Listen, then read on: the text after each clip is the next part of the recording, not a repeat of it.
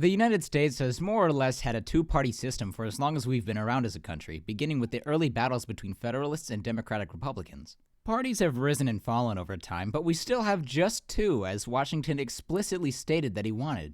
Only having two options the majority of the time has left many Americans dissatisfied, to say the least. This sentiment is not new. Many candidates have thrown their hat into the ring as a third party throughout American history, all unsuccessful at winning the presidency. A few, however, made substantial impacts in their race. Those guys are who I will be talking about today. Now, before I began researching, I set guidelines for who could be included on my list. These are the criteria candidates had to have met to earn a spot in this video. Candidates must have been running against a Democrat and a Republican. The candidate could not be from a party that has had a president in office. A party. If, hypothetically, a certain special someone served 2 terms as president, came back 4 years later, broke his promise to never run again, lost his party's nomination, started his own party, and carried several states, he would count.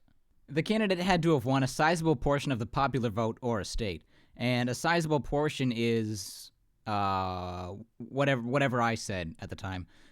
Some candidates teetered on the edge of irrelevancy and didn't win enough votes to make an impact in the election, but I just felt that they were cool and worth talking about.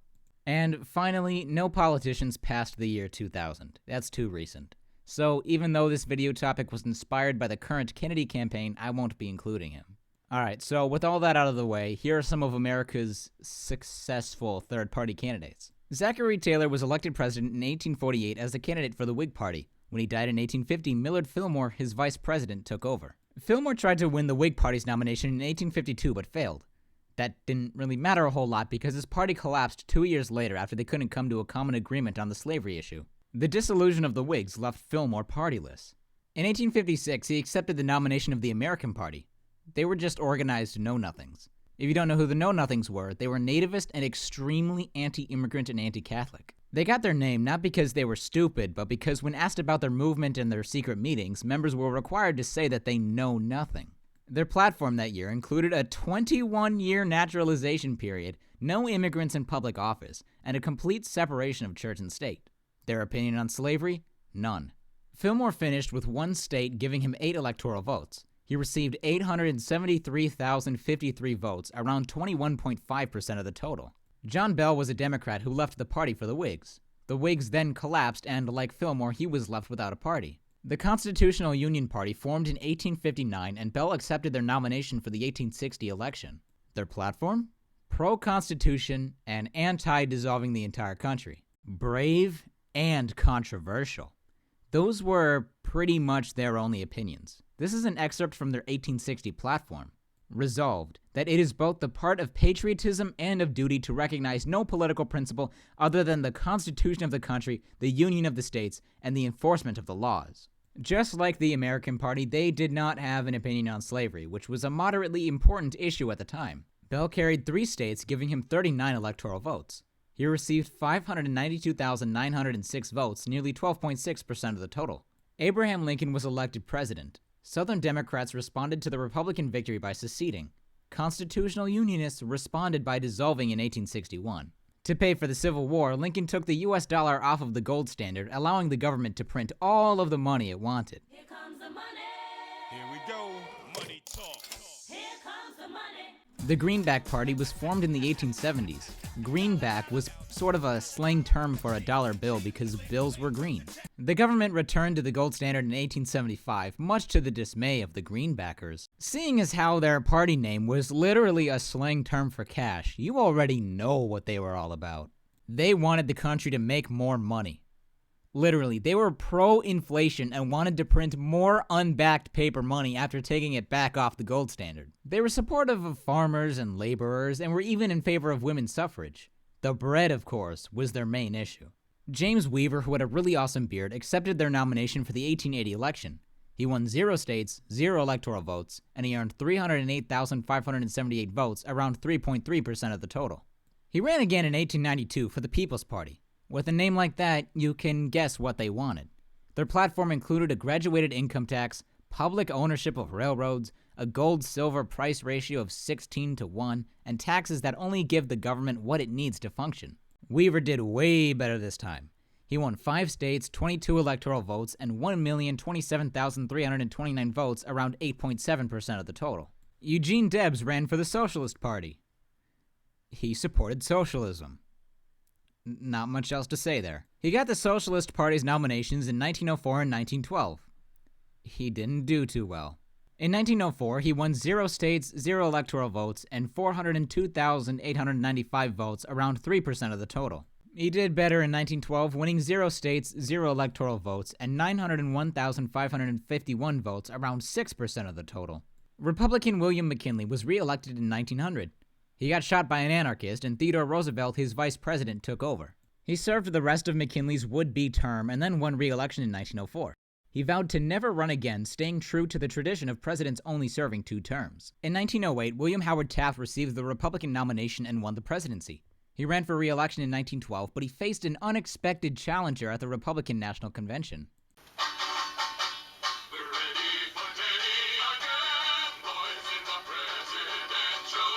Teddy was back, but Republicans couldn't stomach having a 3-term president and gave the nomination to Taft. Roosevelt responded by going rogue and founding the Progressive Bull Moose Party. It was an intense campaign, and he was shot by a guy who said that the ghost of McKinley ordered him to avenge his death. Teddy didn't really care too much and gave a speech for an hour and a half right after being pierced by a bullet. He became the most successful third-party candidate in history. He carried 6 states, 88 electoral votes, and 4,119,207 votes, around 27.8% of the total. In June of 1918, Eugene Debs, the same guy from before, gave an anti-war speech in Canton, Ohio. He was promptly arrested and charged with 10 counts under the Espionage Act of 1917. He was found guilty of 3 and sentenced to 10 years in prison. Convict number 9653 campaigned from his prison cell and won the Socialist nomination for the 1920 election. He won 0 states, 0 electoral votes, and 919,799 votes, around 3.5% of the total. He remained in prison until Warren G. Harding commuted his sentence in 1921, and he was released on Christmas Day. Progressives came back in 1924 and gave the nomination to Robert M. LaFollette.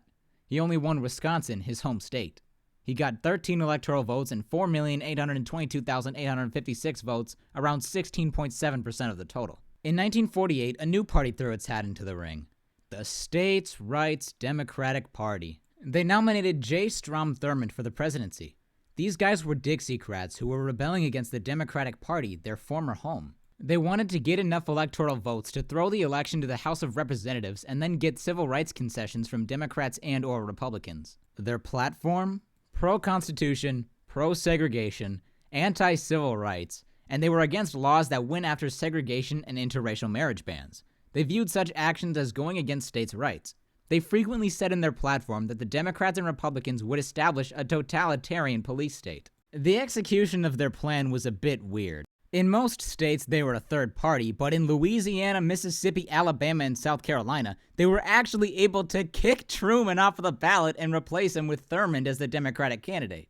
This, of course, was not welcomed or authorized by the DNC.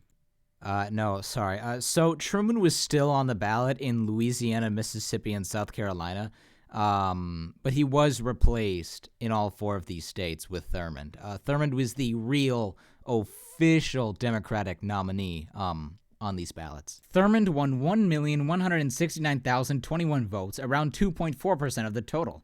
However, he won 4 states and 39 electoral votes. George Wallace was the governor of Alabama and was a staunch segregationist. In his inaugural address, he said segregation now, segregation tomorrow, segregation forever. He lost the Democratic nomination in 1964 and decided to run again in 1968 as an independent this time. His running mate was Curtis LeMay, who had an interesting resume. He firebombed Tokyo in World War II and later said, "I suppose if I had lost the war, I would have been tried as a war criminal." In his autobiography, when talking about the war with North Vietnam, he said that they should bomb them back to the Stone Age if they don't stop acting aggressive. He saw the bombs drop in Bikini Atoll and fell madly in love. He had several quotes proclaiming his love for atomic weapons, such as that one time he said, "I think there are many occasions where it would be most efficient to use nuclear weapons. However, the public opinion in this country and throughout the world throw up their hands in horror when you mention nuclear weapons just because of the propaganda that's been fed to them. If I found it necessary, we would use anything we could dream up, including nuclear weapons." In a press conference, he said that, "We seem to have a phobia about nuclear weapons. I think to most military men that a nuclear weapon is just another weapon in our arsenal. He said that if you happen to be in a war, the smart thing to do would be to get in it with both feet and get it over with as soon as you can. Use the forces necessary, maybe use a little bit more to make sure that it's enough to stop the fighting as soon as possible. Wallace had to clarify that LeMay was not, in fact, advocating for the use of nuclear weapons. His statement didn't do much to assure the public that LeMay was actually super chill. After all, you don't earn the nickname Bombs Away LeMay for nothing. Wallace's platform included many things, such as law and order, a 60% increase in Social Security, job training programs and job creation, lower inflation in government spending, protecting and preserving small family farms, high-speed trains, and more. Wallace secretly had no intention of actually winning the presidency and had a goal similar to that of the Dixiecrats. This absolute menace ran with the sole purpose of causing chaos and taking enough electoral votes to send the election to the House of Representatives. He would then negotiate with Humphrey and Nixon and release his electors to whomever gave him what he wanted, effectively choosing the president. The Dixiecrats were an organized team of Democrats, though. Wallace was just one dude who wanted to watch the world burn and get some cool stuff out of it. His plot was thwarted by Richard Nixon, who won 301 electoral votes. Wallace won 5 states, 46 electoral votes, and 9,906,473 votes, around 13.7% of the total. 1980, and Carter was in office and running for re-election. Gas prices were at astronomical levels and Americans were hurting. John Anderson, a Republican representative from Illinois, decided to run as an independent. He polled high enough to be invited to the first debate. Both he and Reagan showed up while Carter skipped. His reason for not participating? John Anderson was invited. For whatever reason, he really didn't like that Anderson was coming and decided to boycott. During the debate, the topic of gas prices got brought up. Anderson's solution? Raising taxes on gasoline. He also advocated for green lifestyle changes such as carpooling and investing in public transportation to conserve energy. He wanted to control the budget and did not support an abortion ban. Unlike Reagan, Anderson would not lower taxes. It wouldn't be too hard to predict that after the debate his poll numbers dropped and he was not invited to the second. He carried 0 states, 0 electoral votes, and won 5,719,850 votes, around 6.65% of the total. Ross Perot got rich by founding Electronic Data Systems and selling it to General Motors, and then doing the exact same thing with Perot Systems and selling it to Dell. In February of 1992, he went on to Larry King Live. When asked about a possible presidential run, he said that he would do it if people got his name on the ballot in all 50 states. Volunteers immediately got to work. Perot had some opinions, of course, but he spent the majority of his campaign focused on economic policy and paying back the $4 trillion debt. Which, as an American, I can't help but look back on that and shudder. It's terrifying how our nation once owed $4 trillion. Thank goodness we fixed that problem. He chose war hero James Stockdale as his running mate. Perot dropped out on July 16th, but people kept trying to get him on ballots anyway. On September 18th, he got onto the ballot in Arizona, the 50th state. On October 1st, he re-entered the race. He would air 30-minute infomercials where he sat at a desk and talked to the American people about certain issues and how he would fix them. He polled high throughout his campaign, enough to be invited to all 3 debates.